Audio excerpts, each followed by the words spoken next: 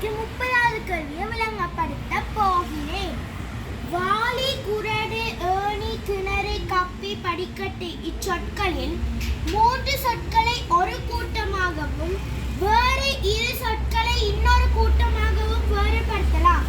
அவ்விரு கூட்டங்களிலும் சேராத சொல் எதுன்னு கேட்டுருக்கு. அப்ப நாங்க என்ன செய்யணும்னா வாளி, குறடு, ஏணி, கிணறு, கப்பி, படிக்கட்டு 5 இது தந்திருக்கு. அப்ப வாளியையும் கிணறையும் கப்பியையும் ஒரு 3 சொல் சேர ஒரு கூட்டமாக்கலாம். ஏன்னா இந்த பாருங்க,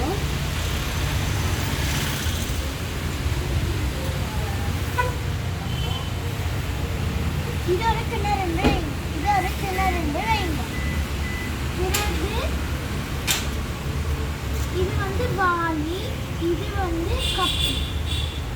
அப்ப கிணற்றிலிருந்து கப்பி மூலம் நீரழி வெளியே எடுக்கலாம். பிறகு அப்ப வாளியையும் கிணறையும் கப்பியையும் 3 சொல் சேர்ந்து ஒரு கூட்டமாக்கலாம். பிறகு ஏணியையும் படிக்கட்டையும் பாருங்க ஃப்ரெண்ட்ஸ், அதை வச்சு நம்ம வீட்டுல மேல ஏறலாம், படிக்கட்டை வச்சு மேலே ஏறலாம். அப்ப இங்க பாருங்க ஃப்ரெண்ட்ஸ், இதை ஒரு ஏணின்னு வைக்கலாம். நாங்கள் படிக்கட்டுண்டா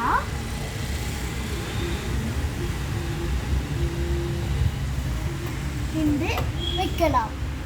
அப்ப நாங்க ஏணி மூலமும் வீட்டு ஏறலாம் மேலே, படிக்கட்டின் மூலமும் மேலே வீட்டு ஏறலாம். அப்ப 2 சொல் சேர்ந்த ஒரு கூட்டமாக்குறேன்னா என்னத்தை சேர்க்கலாம்னா ஏணியையும் படிக்கட்டையும் செல்லலாம். அவ்விரு கூட்டங்களிலும் சேராத சொல் எதுன்னு கேட்டிருக்கேன்.